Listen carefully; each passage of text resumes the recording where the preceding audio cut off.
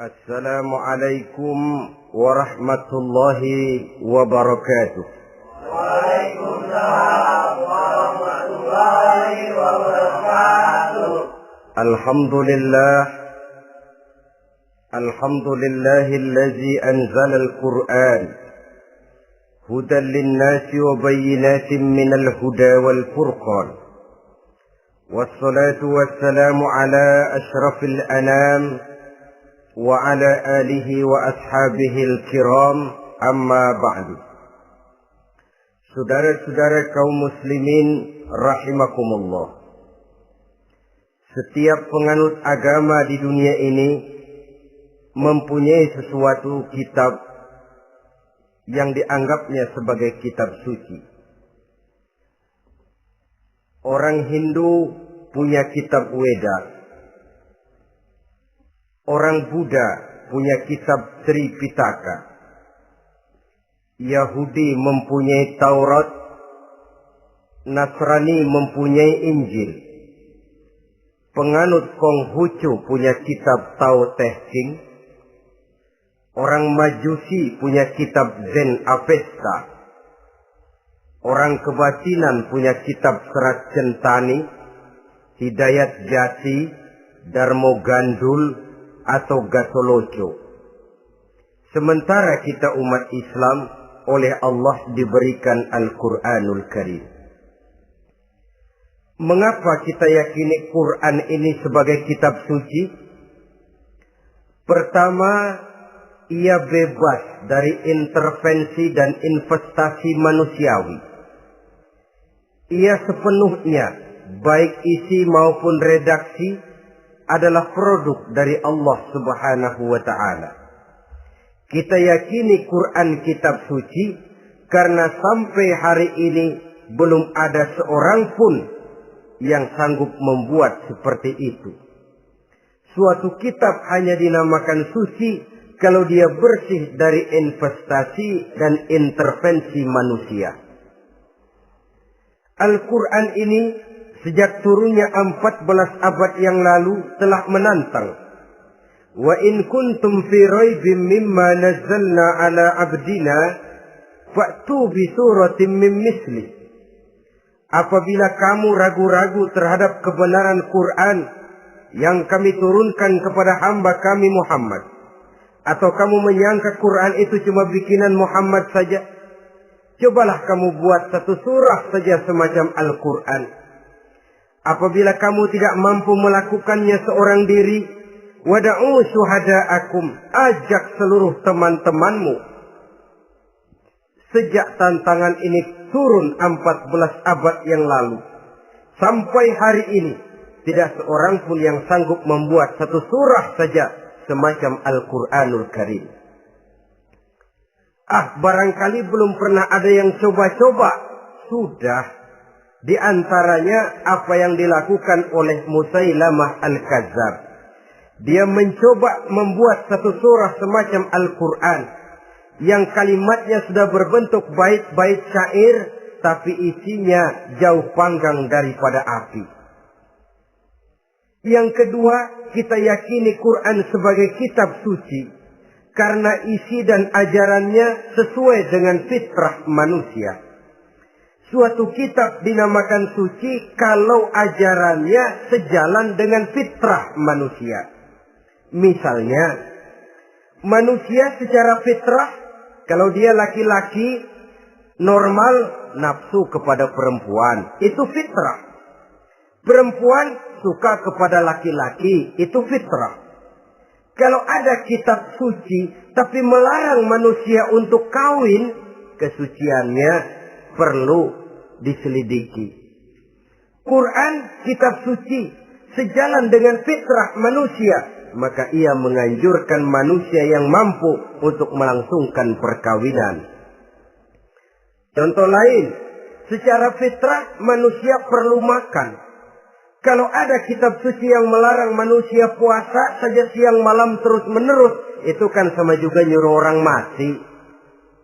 Quran sesuai dengan fitrah manusia. Maka dalam Islam puasa wisol, puasa ngableng, apa itu istilahnya, puasa nyambung, Dari pagi sampai sore, sampai malam, sampai pagi lagi puasa terus. Bukan saja tidak boleh, malah haram hukumnya. Kenapa? Itu bertentangan dengan fitrah manusia.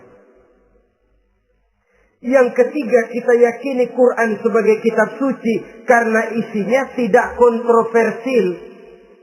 Isinya tidak saling bertentangan satu sama lain. Di ayat manapun, Quran mengajarkan Allah itu Esa. Satu kali dia berkata haram, dia akan tetap berkata haram. Isinya tidak kontroversial. Sebab kalau ada kitab suci, di satu pihak mengajarkan Tuhan Esa, di lain ayat mengajarkan Tuhan 3, di lain ayat lagi mengajarkan Tuhan 4, kitab kacau namanya.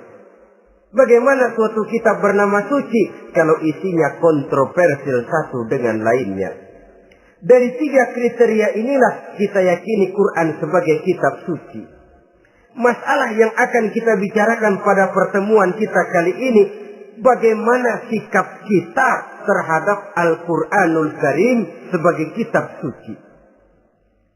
Berangkat dari sebuah hadis di mana Rasulullah Sallallahu Alaihi Wasallam pernah memberikan tawaran. Beliau bersabda, "Man ja'ala al-Qur'ana amamahu qadahu ilal jannah, wa man ja'ala al-Qur'ana khalfahu saqahu ilan nar." Siapa yang menjadikan Quran sebagai imam, maka Quran akan membimbing dia ke dalam surga. Tetapi siapa yang menjadikan Quran sebagai makmum, maka Quran akan mendorong dia ke dalam neraka. Pilihan terserah kita. Siapa yang menjadikan Quran sebagai imam, ditempatkannya Al-Quran di depan, dia ikuti petunjuk dan ajaran Al-Quran, maka Quran akan membimbing dia ke surga. Surga dunia, lebih-lebih lagi surga akhirat. Tetapi sebaliknya, siapa yang menempatkan Quran di belakangnya, dia belakangi Al-Quran, dia belakangi perintah dan ajaran-ajaran Al-Quran, dia perturutkan hawa nafsunya dalam kehidupan ini, maka Quran akan mendorong dia ke dalam neraka. Ya, neraka dunia, lebih-lebih lagi neraka akhirat. Pilihan terserah kita. Saya mau tanya, kira-kira Quran dalam hidup kita jadi imam apa jadi makmum? Imam apa makmum? Kalau Quran jadi imam, artinya kita umat Islam jadi makmum. Resiko dan logika tentu. Makmum harus ngikuti imam. Imam takbir, makmum takbir. Imam ruku, makmum ruku. Imam sujud, makmum sujud. Imam tahiyat, makmum tahiyat. Itu namanya Quran jadi imam, kita jadi makmum. Artinya dalam terjemahannya pada kehidupan, kalau merah kata Quran, merah kita kata. Hijau kata Quran, hijau kita bilang. Ke barat kata Quran, ke barat kita pergi. Ke timur kata Quran, ke timur kita berangkat. Halal kata Quran, halal kata kita.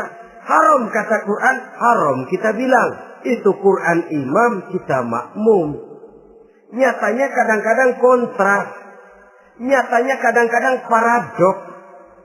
Merah kata Quran, hijau dong kata kita. Halal kata Quran, remeng-remeng kata kita. Ke barat kata Quran, ke timur kita pergi. Dalam praktek kita mau jadi makmum, Quran kita suruh jadi imam. Kita sesuaikan Quran dengan selera kita. Mana-mana ayat yang menguntungkan, mana ayat yang sesuai dengan mau kita, itu yang kita baca kuat-kuat. Itu yang kita canangkan ke tengah masyarakat ramai.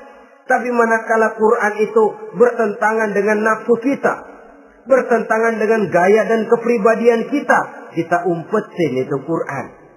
Kalau kita cuma umpetin lumayan, kadang-kadang kita tuduh Quran ketinggalan zaman. Kita anggap Quran tidak relevan lagi dengan situasi dan kondisi.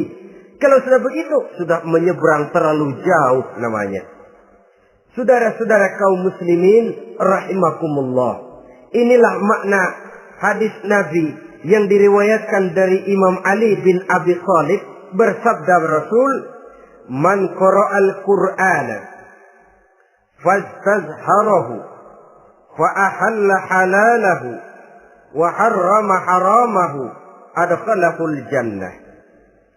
Barang siapa yang membaca Al-Quran lalu memperhatikannya, kemudian menghalalkan yang halal dan mengharamkan yang haram, maka Allah akan memasukkan orang itu ke dalam surga. Ya surga dunia, ya surga akhirat. Apabila kita renungi hadis ini, maka untuk berimam kepada Al-Quran ada 3 jalan utama yang harus kita laksanakan. Pertama, dari kalimat man qara'al Qur'an, barang siapa yang membaca Al-Quran. Ini artinya siapa yang ingin menjadikan Quran sebagai imam di dalam kehidupan, jalan pertama yang harus ditempuhnya menanamkan kegemaran membaca Al-Quranul Karim. Al-Quran gharibun fima baina qaumin la yaqra'una. Quran akan jadi asing, Quran akan jadi aneh kalau terletak di tengah rumah orang Islam yang tidak suka membaca Al-Quranul Karim. Jadi langkah pertama, tanamkan kegemaran membaca Al-Quran. Saya tidak menyalahkan kalau remaja kita gandrung kepada Stevie Wonder. Baik kalau mereka senang kepada suara emasnya Michael Jackson atau suaranya Madonna. Tapi kalau sampai harus mengalahkan kecintaan mereka kepada membaca Al-Quran, ini ironi. Sebagai orang tua, kalau anak-anak kita buta huruf Latin, katanya menghambat pembangunan. Bahkan pemerintah saja menggalakkan bebas 3B itu. Buta aksara diantaranya, supaya rakyat bisa membaca huruf Latin. Kalau anak-anak kita buta huruf Latin, katanya menghambat pembangunan. Bagaimana kalau anak-anak kita buta huruf Quran? Jelas saja menghambat proses kesadaran dan kebangkitan dari dunia Islam itu sendiri. Satu contoh ringan. Dulu sebelum pembangunan merata, listrik belum lagi masuk desa, kampung gelap, rumah pakai lampu minyak. Kalau kita masuk kampung, terasa banyak orang Islam. Kenapa? Di rumah sebelah sana kita dengar anak muda sedang latihan baca rawi. Sebelah sini ibu-ibu sedang selawatan. Di rumah sana remaja sedang baca Quran. Pembangunan maju, listrik masuk desa. Alhamdulillah. Tapi apa yang kemudian terjadi? Proses pergeseran nilai. Setelah listrik masuk desa, radio main kenceng-kencengan. Televisi main gede-gedean. Baca Quran sudah barang aneh, langka. Tengoklah sekarang kalau kita masuk kampung, ada yang remaja sedang baca Quran. Rasanya kok aneh, nggak umum. Sesuatu yang baik malah menjadi nilai-nilai keanehan. Saudara-saudara kaum muslimin rahimakumullah, tanamkan kegemaran membaca. Dalam satu hadis Nabi pesan, nawiru buyutakum bitilawatil Quran. Sinari rumah tanggamu dengan bacaan Quran. Sebab listrik ini cuma bisa menerangi gelap, tapi tidak akan sanggup menerangi hati manusia. Quran produk Allah dibaca dalam segala keadaan, tepat dan pantas. Lihat saja, orang sedih baca Quran, terhibur. Orang gembira baca Quran, tidak lupa diri. Di rumah mewah ada yang baca Quran, bagus. Di gubuk reot di pinggir kali ada yang baca Quran, cocok. Orang kawin dibacakan Quran, bagus. Orang mati dibacakan Quran, tidak jelek. Dalam segala keadaan, in all season, bahasa kerennya, dia pantas dibaca. Saudara-saudara, bahkan orang sakit gigi pun kalau dengar baca Quran, tidak marah. Coba lihat. Dia senang benar lagu Michael Jackson, tapi giliran sakit gigi, coba setelin lagu Michael Jackson. Kalau nggak mencah-mencah, kamu gila apa nggak tahu saya lagi sakit gigi? Tapi coba bacakan Quran, dia pasti tidak marah. Begitu besar daya pengaruhnya. Bahkan Abu Jahal sama Abu Lahab pernah rapat. Kata Abu Jahal sama Abu Lahab, Mas Lahab, gini loh Mas. Kenapa? Ini saya pikir-pikir salah satu yang menyebabkan kenapa saudara kita banyak ikut ajaran Muhammad. Mereka kalau sudah dengar bacaan Quran terpesona. Jadi kita blokir saja. Caranya gimana? Kasih pengumuman kepada Quraisy, jangan sekali-kali mau dengerin Muhammad baca Quran. Kamu juga jangan. Dan kamu, saya pun begitu. Mari kita janji, tidak mau dengar bacaan Quran. Salaman. Pulang ke rumah masing-masing. Dapat 1 hari tahan, 2 hari bertahan, 3 hari, seminggu ke atas. Abu Jahal mulai ada semacam rindu. Kangen pengen dengar ayat Quran. Karena secara pribadi dia mengakui keindahan gaya bahasanya jauh lebih tinggi dari kemampuan penyair Quraisy. Isi ajarannya sangat dalam dan menyentuh segi-segi kehidupan manusia. Gak tahan Abu Jahal kayak dikilikin hatinya. Keluar rumah mindik-mindik, umpet-ngumpet. Ngempet di rumah Nabi. Pengen dengar Nabi baca Quran. Rupanya Abu Lahab sama. Pikir Abu Lahab gak bakalan keluar. Abu Lahab berpikir, Jahal pasti di rumah. Dua-duanya bareng berangkat ke rumah Nabi. Cuma yang satu dari sebelah barat, yang satu dari sebelah timur. Ngempet, ketemu di sudut, sama-sama kaget. Jahal, loh kamu Lahab? Iya, kamu ngapain? Lah kamu ngapain? Akhirnya sama-sama malu. Sama-sama tidak bisa menahan diri. Akhirnya sama-sama ngakui. Bagaimanapun kita harus akui bahwa Al-Quran ini mengandung daya pesona yang sangat luar biasa. Itu dari segi bacaan. Belum lagi dari segi ajaran. Belum lagi dari segi isi. Tanamkan kegemaran membaca Al-Quran. Sampai-sampai Nabi katakan, Innal ladzi laisa fi jawfihi syai'un minal Quran kal baitil kharib. Orang yang dari tenggorokannya belum pernah keluar ayat Quran barang sepotong pun, belum pernah ngaji barang seayat pun, itu orang kata Nabi kal baitil kharib, kayak rumah kosong. Rumah kan kalau kosong biar bagus, mewah, besar, perabotannya lengkap. Kalau kosong, angker. Setan kuntilanak memedi, betah benar di situ. Saudara-saudara kaum muslimin rahimakumullah. Dalam satu percontohan Nabi mengatakan begini. Masalul mu'minil ladzi yaqra'ul Qur'an kamasalil utrujah. Rihuha thayyibun wa ta'muha thayyibun. Orang mukmin yang suka membaca Quran adalah ibarat buah utrujah. Baunya wangi, rasanya lezat. Kira-kira kalau di negeri kita buah apa utrujah itu? Semacam jeruk yang manis lah. Sudah baunya wangi, rasanya enak. Itu buah itu. Orang mukmin yang suka baca Quran kayak buah itu.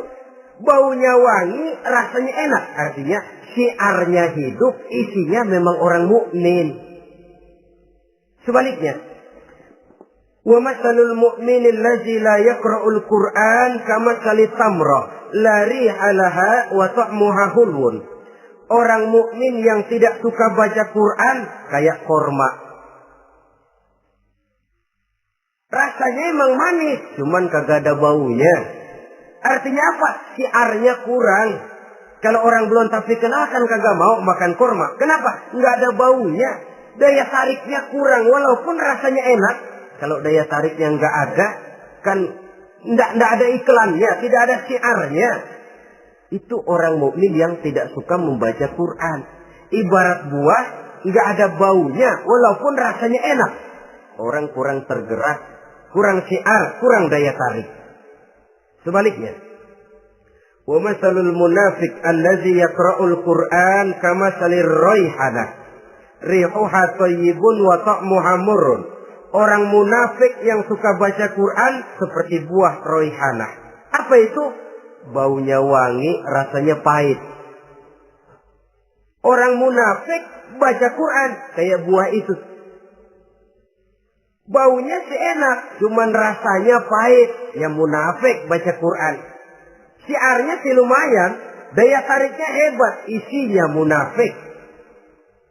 Nah, paling jelek orang munafik yang gak suka baca Quran. Wa masalul munafiqil ladzi la yaqra'ul Qur'an kamasalil hanzalah laisa laha rihun wa ta'muha murrun. Orang munafik yang tidak suka baca Quran seperti buah hanzalah, sudah enggak ada baunya, rasanya pahit lagi. Kalau buah pacek kali. Udah baunya kagak ada, kalau dimakan bikin orang celeng. Saudara-saudara kaum muslimin rahimakumullah, tanamkan kegemaran membaca Al-Quran. Karena membaca Al-Quran merupakan ibadah yang besar. Bahkan kata Nabi, afdalu ibadati abdi qiraatul Quran. Nilai ibadah yang paling baik dari hambaku adalah ibadah membaca Al-Quran. Dalam sholat pahalanya lebih besar di luar sholat daripada di luar sholat. Dengan wudu pahalanya lebih besar daripada tanpa wudu. Mengerti pahalanya lebih besar daripada tidak mengerti. Tapi tidak mengerti pun jangankan membaca, mendengar saja orang baca Quran dengan baik sudah didoakan untuk mendapat rahmat. Berpahala mendengar bacaan Al-Quran walaupun tidak mengerti. Apalagi membaca sendiri, apalagi mengerti apa yang kita baca, tentu pahala itu akan jauh lebih besar. Ini yang pertama, tanamkan kegemaran membaca Al-Quranul Karim. Yang kedua, dalam hadis tadi, fastazharuhu, man qara'al Qur'ana fastazharuhu. Siapa yang membaca Al-Quran kemudian memperhatikannya. Jadi kalau kita mau berimam kepada Al-Quran, setelah menanamkan kegemaran membaca, yang kedua, perhatikan. Pahami isinya. Jangan seperti monyet pakai mahkota, ketawa girang, cengengesan, tapi dia tidak tahu arti kebesaran mahkota yang disandangnya itu. Bangga dengan Al-Quran, tapi apa kandungannya kita tidak mengerti. Untuk memahami Al-Quran ini, caranya bagaimana? Tentu mudah saja. Seperti contoh, kalau kita ingin mengerti caranya bikin tahu, jangan bertanya kepada montir mobil. Montir mobil ahli betul urusan mesin. Tapi kalau urusan tahu, tanya dong tukang tahu. Untuk mengerti rahasia dan seluk-beluk Al-Quran, kita harus bertanya kepada orang yang memahami seluk-beluk Al-Quran. Para ulama, para kiai, para ustadz, yang kita tahu kualitas keilmuannya, kita yakini loyalitas dan integritasnya kepada Islam ini. Kenapa? Ayat-ayat Quran itu elastis. Dia dibawa kemana saja mau. Ditafsirkan menurut kemauan orang bisa. Paling celaka kalau yang belajar tidak punya dasar, yang mengajar punya maksud lain. Sesat dan menyesatkan. Yang ngajar punya nafsu ambisi. Yang belajar tikus budek. Yang memang tidak punya dasar apa-apa. Sekali belajar langsung tafsir. Cara wudhu yang baik saja belum ngerti. Cara rukuk dan sujud yang baik saja belum bisa. Yang membatalkan sholat apa ndak bisa, ndak ngerti. Sekali langsung. Ndak, supaya kita langsung saja belajar langsung Al-Quranul Karim. Tidak jelek. Cuma akan lebih baik kalau sebelumnya ada unsur penunjang dari nilai-nilai keilmuan dalam Islam ini. Disinilah perlunya menghidupkan majelis-majelis taklim. Sebab kalau Al-Quran hanya dipahami dan dikutak-kutik menurut maunya rasio saja, kekuatan rasio terbatas. Saya akan khawatir nantinya akan timbul pendapat-pendapat di mana Al-Quran disesuaikan dengan otak. Bukan otak ngikuti Quran, tapi Quran disuruh ngikuti otak. Contoh yang dekat saja. Kalau saudara ngukur kayu pakai meteran, itu kira-kira meteran ikut kayu, apa kayu ikut meteran? Ayo, kira-kira kayu ikut meteran, apa meteran ikut kayu? Meteran ikut kayu. Bagus. Kalau meteran ikut kayu, artinya nggak ada meteran benar di dunia ini. Kayunya kependekan, meterannya dipotong. Kan begitu loh. Meteran ikut kayu namanya. Bukan meteran ikut kayu, tapi kayu yang harus ikut meteran. Otak harus ikut wahyu. Jangan wahyu disuruh ikut otak. Manusia ikut Quran, jangan Quran disuruh ikut manusia. Dan kaum orientalis, ya, orang barat di luar Islam yang mendalami, mempelajari Islam dengan tujuan mencari kelemahan Islam untuk menghantam umat Islam. Itu sengaja mencari ayat-ayat yang mereka kumpulkan untuk menghantam umat Islam. Supaya mereka meragukan Qur'annya untuk kemudian pada suatu saat meninggalkan Qur'an sama sekali. Timbullah pendapat ada ayat Quran yang sudah tidak sesuai lagi katanya dengan situasi dan kondisi. Seolah-olah otak manusia sudah jauh lebih pintar daripada Al-Quranul Karim. Saudara-saudara kaum muslimin rahimakumullah. Inilah yang kita berlindung dari Allah. Sebab secara demikian dengan kata lain kita secara tidak sadar sudah mengurangi kemahamutlakan dan kesempurnaan dari Allah Subhanahu wa ta'ala. Untuk memahami Al-Quran, maka kita harus bertanya kepada ahlinya, mengaji, menghidupkan majelis-majelis taklim. Jangan sampai Al-Quran menjadi awam di tengah masyarakat Islam sendiri. Ini jalan yang kedua, memahami isinya. Sehingga dengan demikian, manakala Al-Quran dibacakan orang, pemikiran kita tidak lagi terpusat kepada kemerduan suara orang yang membaca, tapi tertuju kepada isi yang dikandungnya. Sehingga dalam kondisi semacam itu, boleh jadi tiap kali dibacakan Al-Quran, nilai iman makin tambah. Kita dengar orang baca, Alam taro kaifa fa'ala rabbuka bi ashabil fil.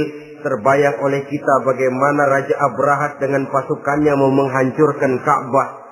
Bagi Allah cukup menurunkan burung ababil, hancur lebur Abrahat, raja besar dengan seluruh pasukan gajahnya, berantakan dibuatnya cuma dengan burung ababil.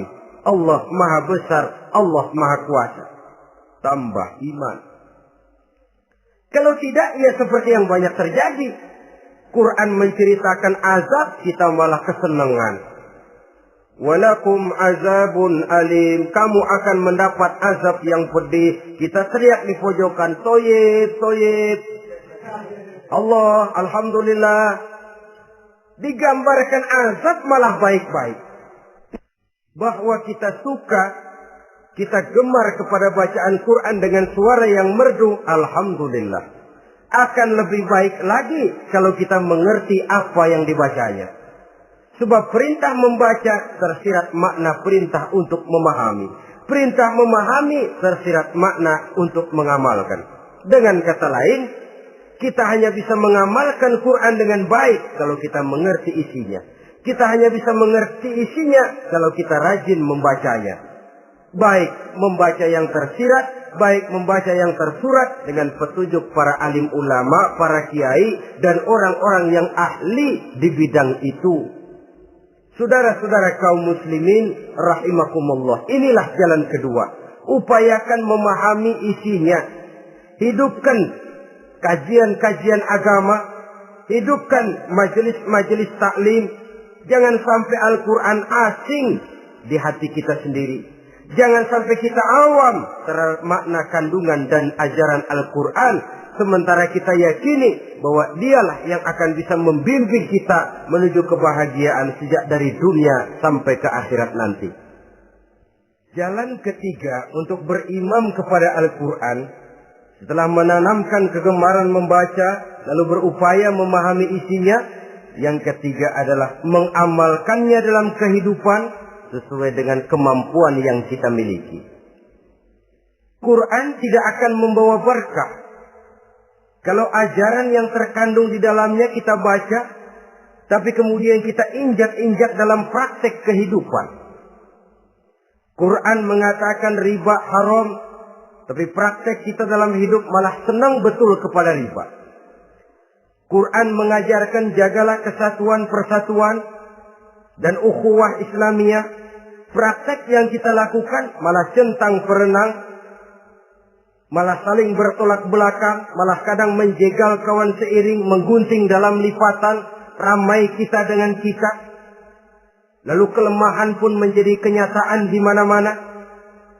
Quran sekali lagi tidak akan membawa berkah kalau yang kita baca kita injak-injak.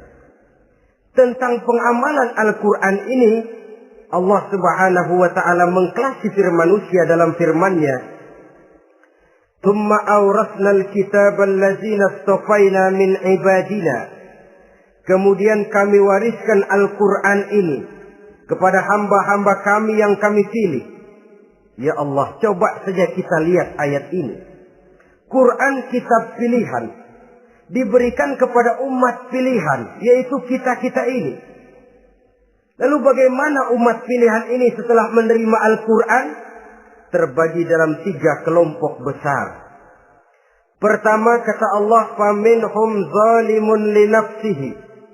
Di antara mereka ada yang setelah menerima Al-Quran, kemudian zalim kepada dirinya sendiri. Artinya, hanya mulutnya saja yang menerima Al-Quran, tapi perbuatannya menginjak-injak Al-Quran. Orang semacam ini tidak zalim kepada Allah, tidak zalim kepada Rasulullah, tetapi orang semacam ini zalim kepada dirinya sendiri. Dia terima Quran dengan mulutnya, tapi dia injak-injak Quran dengan perbuatannya. Na'udzubillah summa na'udzubillah. Kelompok yang kedua, faminhum muqtasid. Di antara mereka ada yang setelah menerima Al-Quran lalu muqtasid. Muqtasid ini 50-50. Ngambil jalan tengah. Ajaran Quran dipakai, ajaran setan dikerjain. Artinya juga perintah Quran oke, larangan Quran ho-oh. Saudara-saudara, malaikat bingung bagaimana monternya nih anak ini. Perintah Quran dikerjain, larangan Quran juga dikerjain. Ini muqtasid. Nah, yang ideal adalah golongan yang ketiga kata Allah, wa minhum sabiqun bil khairati biiznillah. Di antara mereka ada lagi yang setelah menerima Al-Quran lalu berlomba-lomba melaksanakannya, berlomba-lomba mengamalkan kebaikan, dan itu hanya bisa terjadi biiznillah, dengan izin dari Allah. Hidayah, saudara-saudara. Berapa banyak orang yang mengerti Quran, tapi hidupnya jauh dari cahaya Quran. Berapa banyak orang yang ahli Quran, tapi cahaya Quran tidak menerangi kehidupannya. Berapa banyak orang yang ahli hukum, tapi bikin bingung masyarakat dengan fatwanya. Saudara-saudara kaum muslimin, kenapa bisa terjadi? Itu tidak ada hidayah, tidak biiznillah, tidak ada izin dari Allah. Maka bisa membaca Quran, alhamdulillah. Bisa memahaminya, kita bersyukur kehadirat Allah. Lebih penting dari itu, kita mohon hidayah agar bisa mengamalkannya sesuai dengan kemampuan kita. Saudara-saudara kaum muslimin rahimakumullah. Mana yang lebih banyak di zaman kita sekarang ini? Kita bisa analisa. Ada yang menerima Quran hanya dengan mulutnya saja. Kalau ditanya, Tuhanmu siapa? Allah. Kiblatmu mana? Ka'bah. Saudaramu siapa? Umat Islam. Kitab sucimu apa? Quran. Kamu bisa baca? Enggak. Ya, kalau cuma enggak bisa baca, barangkali kadang-kadang Quran saja pun tidak punya. Ini yang ironi, ini yang menyedihkan. Saudara-saudara kaum muslimin rahimakumullah. Tanpa melaksanakan konsepsi Al-Quran di dalam kehidupan, maka kesenangan kita membacanya, pengertian kita tentang Al-Quran barangkali tidak akan bisa berbuat terlalu banyak di dalam kehidupan.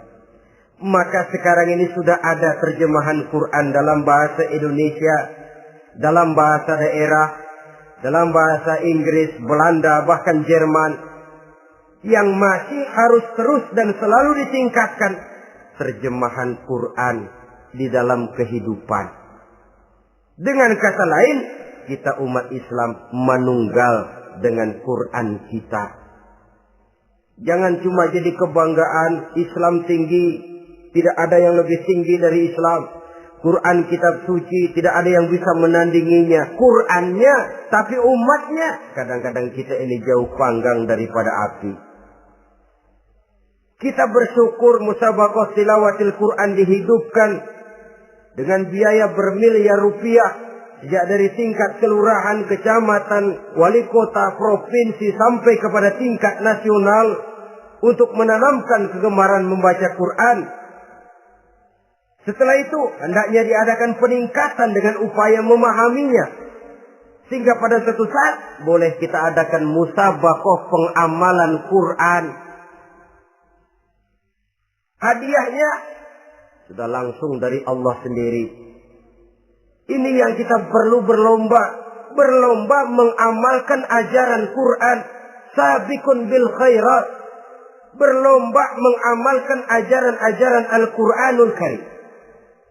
Nah, oleh karena Al-Quran ini dalam bentuknya yang umum kadang-kadang hanya menjelaskan satu persoalan secara global, kita memerlukan tuntunan sunnah dari Rasulullah Sallallahu Alaihi Wasallam. Umpamanya, Quran hanya mengajarkan aqimis sholat, dirikan sholat.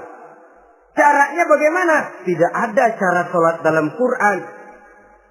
Dari mana kita tahu cara sholat? Dari sunnah. Itu sebabnya selain Al-Quran sebagai sumber utama, kita memerlukan sunnah. Bahwa sholat pakai takbiratul ihram di Quran tidak ada. Bahwa sholat pakai tahiyat dalam Quran tidak ada. Jadi kalau orang cuma Quran saja, tidak ada sunnah itu, ya bagaimana kita bisa sholat? Quran cuma mengatakan wa atimul hajja wal umrata lillah, laksanakan haji dan umrah karena Allah. Bagaimana manasik haji? Bagaimana cara sa'i? Bagaimana cara wukuf? Bagaimana cara melontar? Tidak ada dalam Quran. Yang memuat itu tidak lain sunnah. Untuk memahami Quran dan sunnah ini, kita memerlukan orang yang menguasai Quran dan sunnah. Oleh karena itu kita perlu petunjuk kepada para ulama. Itu sebabnya Quran sendiri mengatakan, wa in tanaza'tum fi syai'in farudduhu ila Allahi wa rasulih. Apabila kamu berbeda pendapat tentang suatu persoalan, kembalikan kepada Allah dan Rasulnya. Kembalikan kepada Allah artinya kembalikan kepada Quran. Kembalikan kepada Rasul, maksudnya kembalikan kepada sunnah. Siapa yang mengerti Quran dan sunnah? Para ulama yang kualitas ilmunya kita yakini, loyalitas dan kredibilitas serta integritas keislamannya bisa menjadi panutan. Saudara-saudara kaum muslimin rahimakumullah. Dengan demikian, kalau orang berkata, langsung saja memahami Quran. Sekarang kan sudah banyak terjemahannya. Tidak usah lewat ulama-ulamaan. Saya tidak mencela, cuma agak mengkhawatirkan. Kalau dia memahami Quran cuma sekedar lewat terjemahannya saja, sangat mungkin jadi dia bisa salah paham. Kita memerlukan bantuan sunnah. Kita memerlukan petunjuk para ulama yang menguasai di bidang itu. Kembalikan kepada Quran dan sunnah artinya bertanya kepada orang yang memahami Quran dan sunnah. Nah, dengan begitu kan akan terjadi perbedaan pendapat. Perbedaan pendapat sesuatu yang halal sepanjang tidak menyebabkan kita berpecah belah. Halal berbeda pendapat. Asal diletakkan pada proporsinya. Apalagi kalau perbedaan pendapat itu cuma masalah teknis, bukan masalah prinsip. Kenapa tidak pulang saja kepada tuntunan Quran? Lana a'maluna walakum a'malukum. Kami akan mengamalkan amalan yang kami yakini benarnya. Saudara persilahkan mengamalkan amalan yang saudara yakini benarnya. Sama-sama punya alasan, sama-sama punya dalil. Tidak usah saling menyalahkan. Tidak usah saling mengklaim, merasa yang paling benar, orang lain salah semua. Kemukakan argumen, jangan sentimen. Harus dengan semangat mencari kebenaran, bukan untuk mencapai kemenangan. Kalau sentimen lebih penting dari argumen, kalau kemenangan lebih diutamakan dari mencari kebenaran, yang berlaku kadang-kadang gengsi. Kalau sudah gengsi, yang bicara emosi. Kalau sudah emosi, istilah kita di kampung, ngambek. Gedean ilmunya sama ambeknya. Kadang-kadang, saya kalau nggak jadi imam nggak mau sembahyang di situ. Kalau nggak jadi imam, orang lain dianggapnya kagak sah sembahyangnya. Pokoknya kalau nggak ngaji sama saya, Islamnya kurang benar. Mengklaim. Perbedaan pendapat wajar, halal, asal tidak menyebabkan kita berpecah belah. Dan sewajarnya kita lebih berusaha mencari titik pertemuan, memperbesar persamaan, dan bukan mengutak-utik perbedaan.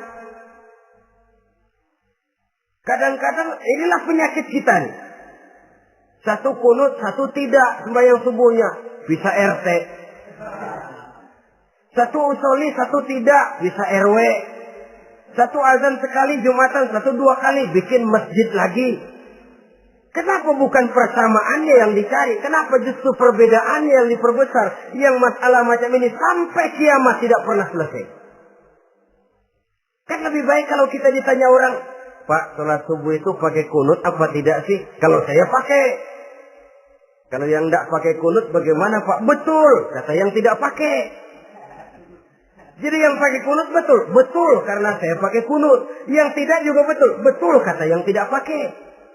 Kalau yang kunut betul, yang tidak kunut betul, lalu yang salah yang mana Pak? Yang salah yang subuh nggak sembahyang. Lebih objektif, proyek garapannya ada, umat tidak berpecah belah. Ini yang konyol, kadang-kadang khutbah Jumat pakai membongkar khilafiyah, menghantam tahlil, menghantam kunut. Selesai sembahyang Jumat, apa yang terjadi? Umat resah, masyarakat gelisah, polemik timbul, masalah tidak terselesaikan. Orang jadi khotib itu raja dalam mimbar Jumat, siapa yang mau bantah dia? Kalau memang mau buka itu persoalan khilafiyah, buka dalam forum khusus. Adakan pengajian, jelaskan masalahnya secara luas, mendasar. Jangan mengklaim dan memponis. Berikan kebebasan kepada umat untuk menilai masalahnya selesai. Yang tidak puas bisa bertanya. Saudara-saudara, sudah lewat masanya kita meributkan soal itu. Sudah datang waktunya di mana kita lebih mementingkan dan membicarakan masalah-masalah yang lebih mendesak dihadapi oleh umat. Kemiskinan misalnya, kebodohan misalnya, keterbelakangan umpamanya, peluang untuk mendapatkan pendidikan yang layak bagi anak-anak kita yang berotak cerdas tapi tidak punya kemampuan ekonomi umpamanya. Itu akan lebih objektif ketimbang kita membicarakan masalah-masalah yang sampai kiamat tidak akan pernah selesai. Yang hanya akan menyebabkan kita menjadi lemah, persatuan koyak, solidaritas sosial lalu menurun, saling curiga menjadi tumbuh karenanya, dan pada akhirnya kita tidak akan pernah bisa berbuat banyak. Untung kalau tidak menjadi tertawaan bagi orang yang berdiri di luar pagar. Saudara-saudara kaum muslimin rahimakumullah. Sekali lagi, Al-Quran tidak akan membawa berkah kalau yang kita baca, kita injak-injak. Oleh karenanya, untuk berimam kepada Quran ini, sekali lagi pertama, tanamkan kegemaran membaca. Yang kedua, upayakan memahami isinya melalui bimbingan orang yang ahli bidang itu. Yang ketiga, amalkan sesuai dengan kemampuan. Sebab itu ada prinsip, kalau isi suatu hadis nampaknya bertentangan dengan otak, kesohihan hadis itu boleh diperiksa. Tapi kalau ayat Quran nampaknya bertentangan dengan otak, otaknya yang harus diperiksa. Jangan Qur'annya lalu disesuaikan dengan otak. Sebab kalau kita sudah berani berteori, ada ayat Quran yang tidak sesuai dengan keadaan. Ayat yang mana? Yang ini. Tahun depan tambah lagi. Tahun depan tambah lagi. Makin lama makin habis Al-Quran itu. Yang perlu diperbarui cara kita memahami Quran. Bukan dengan mengemukakan teori ayat Quran kehilangan relevansi. Cara kita memahami barangkali yang kurang relevan. Dalam situasi, dalam konteksnya dengan situasi dan kondisi. Jangan lupa, Al-Quran ini kan untuk semua umur. Dia bisa dipahami secara filosofis, dia bisa dipahami dengan kacamata orang awam. Tingkat kemampuan berpikir orang tidak semuanya sama. Kalau semua orang kita mau ajak berfilsafat, merenung dalam-dalam, menerawang tinggi-tinggi, ialah buat mereka yang terjangkau oleh perguruan tinggi. Tapi buat saudara-saudara kita, pedagang-pedagang kecil, petani di desa-desa terpencil, remaja-remaja yang jauh dari sentuhan teknologi canggih, sanggupkah mereka berpikir filosofis? Sementara mereka merupakan bagian terbesar dari kondisi umat ini. Saudara-saudara kaum muslimin, oleh karenanya ditentang membaca, memahami dan mengamalkan, Rasulullah Sallallahu Alaihi Wasallam pernah memberikan sugesti. Beliau bersabda, "In aradtum aisas su'ada," apabila kamu menginginkan kehidupan yang bahagia, hidup seperti hidupnya orang-orang yang bahagia, dan tentu ini keinginan kita semua. Wa mautas syuhada, dan menginginkan mati sebagai matinya para syuhada, para pahlawan pembela agama, orang yang mati syahid. Wah, ini sudah tidak duanya ini. Hidup mulia, mati syahid. Dapat dua-duanya. Wan najata yaumal hasri, dan ingin mendapat keselamatan pada hari hasyar, hari pengumpulan manusia di padang mahsyar. Wa zilla yaumal harri, dan mendapat perlindungan dari Allah pada hari yang sangat panas. Wal huda minadh dhalalah, dan mendapat petunjuk dari kesesatan. Nah, ini keinginan semua orang. Kan yang kita cari apa sih? Hidup bahagia. Biar ndak kaya asal bahagia, sudah enak.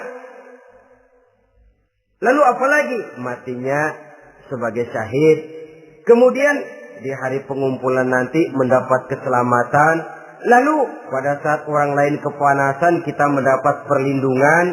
Kemudian orang lain kebingungan kita mendapat petunjuk. Kalau ini yang diinginkan kata Nabi, resepnya fa'adimu qiraatal Quran. Maka lazimkan, biasakan olehmu membaca Quran. Tidak ada terlambat. Idealnya memang dari kecil, sebab lidah kalau sudah kaku berat.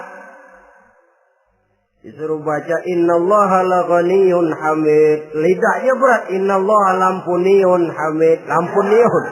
Laghaniyun jadi lampuniyun.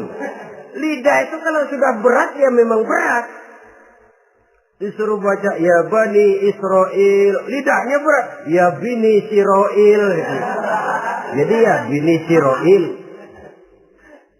Saudara-saudara, idealnya memang dibiasakan dari kecil supaya lidah itu ringan.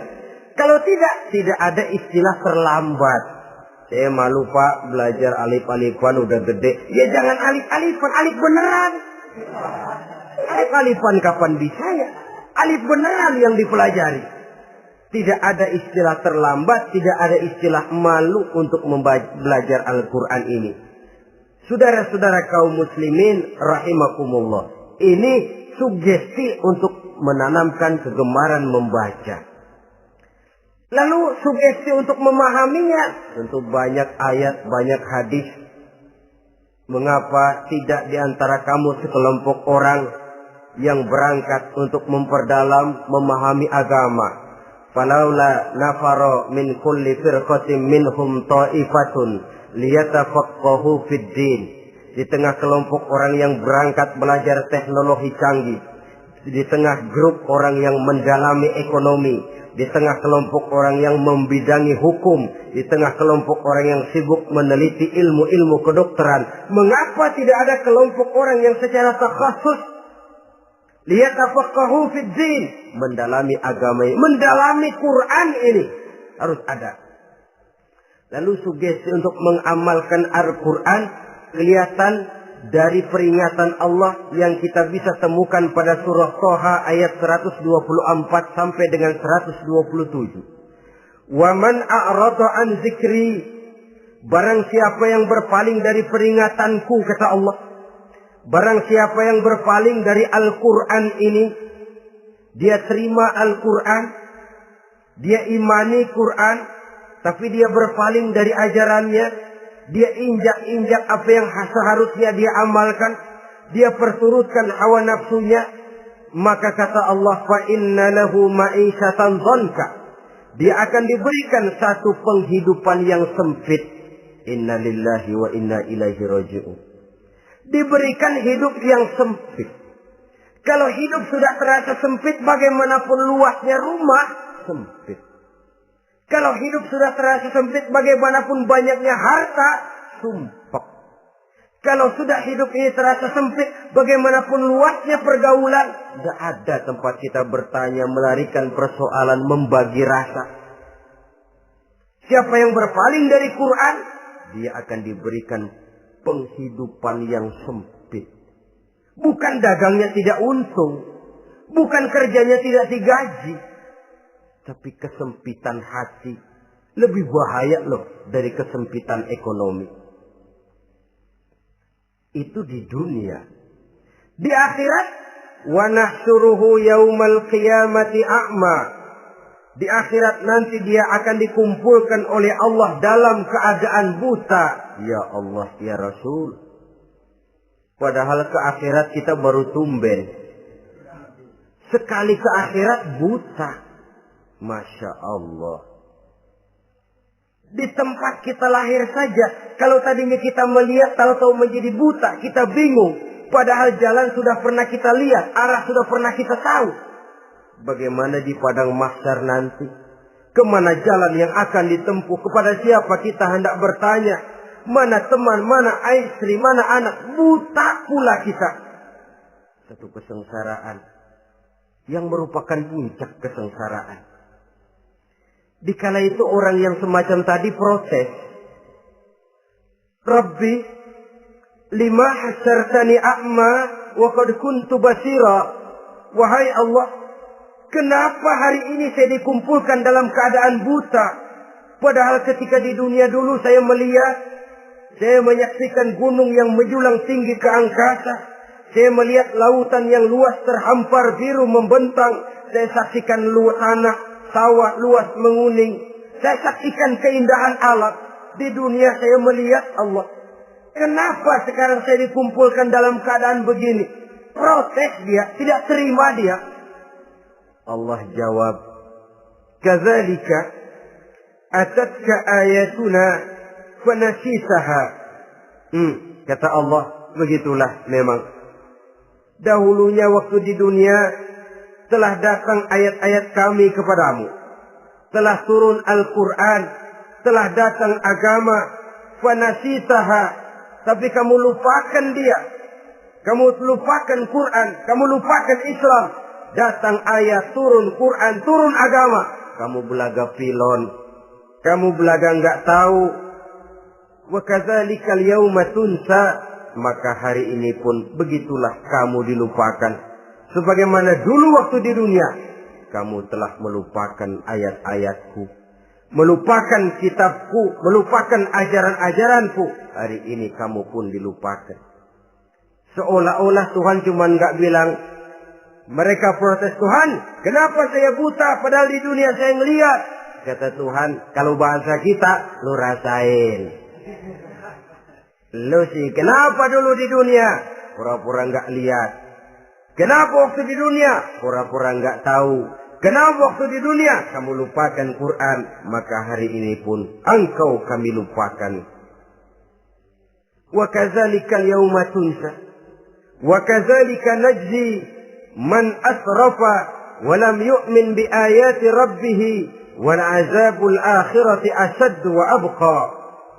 Demikianlah kami membalas orang yang berlebih-lebihan, orang yang melampaui batas dan tidak mau beriman kepada ayat-ayat Tuhannya, dan sungguh siksa akhirat itu lebih dahsyat dan lebih kekal.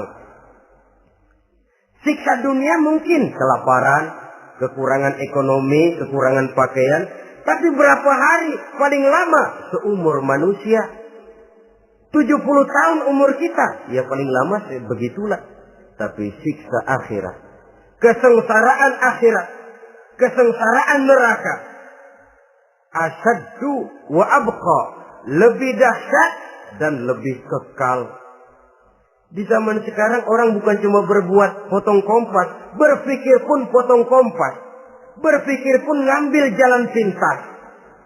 Dia lebih memilih kesenangan yang sedikit dengan mengorbankan kesenangan yang abadi. Dia mengejar surga yang sebentar dengan menghancurkan surga yang kekal. Dicarinya surga dunia, hidup cukup, rumah bagus, makan bagus, pakaian bagus, istri bagus, dengan menghalalkan segala macam cara, berpaling daripada kehidupan agama, lalu menginjak-injak Al-Quranul Karim. Kita berlindung kepada Allah, jangan sampai dimasukkan dalam kelompok yang di akhirat nanti dibangkitkan dalam keadaan buta. Na'udzubillah summa na'udzubillah. Di sini kita terkesan dengan apa yang dikatakan Sayyid Muhammad Abduh, al-Islam mahjubun bil muslimin. Kebesaran Islam kadang-kadang tertutup oleh tingkah laku umat Islam sendiri. Keluhuran dan kesempurnaan Al-Quran tertutup oleh kebodohan umat Islam. Sedangkan untuk mengungkapkan rahasia Al-Quran ini diperlukan keahlian yang kompleks. Saudara yang di Fakultas Teknik belajar teknologi, ungkap buka rahasia Quran di bidang teknologi. Saudara yang di bidang kedokteran, ungkap buka rahasia Al-Quran di bidang kedokteran. Saudara yang ahli geologi, pelajari struktur kulit bumi dengan mengungkap rahasia Al-Quran. Sehingga pengkajian kita tentang teknologi, pengkajian kita tentang angkasa luar, pengkajian kita tentang anatomi manusia akan berakhir kepada subhanaka ma khalaqta hadza batila. Ya Allah, tidak satu pun yang Engkau ciptakan ini sia-sia. Perut bumi mengandung minyak, timah, kekayaan yang berharga untuk manusia. Mempelajari angkasa luar bisa memahami musim dan menyelamatkan manusia. Mempelajari rimba belantara, teknologi canggih, akhirnya akan memperkuat nilai-nilai iman. Menterjemahkan ajaran Quran lewat disiplin ilmu yang kita kuasai masing-masing, untuk kemudian bekerja sama bahu-membahu dalam rangka mengimani Al-Quran, mengamalkan Al-Quran, dan mengawal keluhuran Al-Quranul Karim yang atas dasar tuntunannya kita hidup, untuknya kita berjuang, dan dalam bimbingannya kita ingin kembali menghadap Allah Subhanahu wa Ta'ala.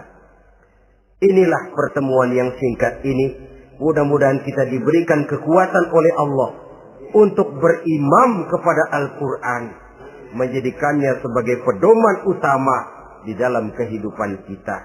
Terima kasih atas segala perhatian. Mohon maaf atas segala kekurangan. Usikum wa nafsi bitaqwallah. Wassalamualaikum warahmatullahi wabarakatuh. Waalaikumsalam.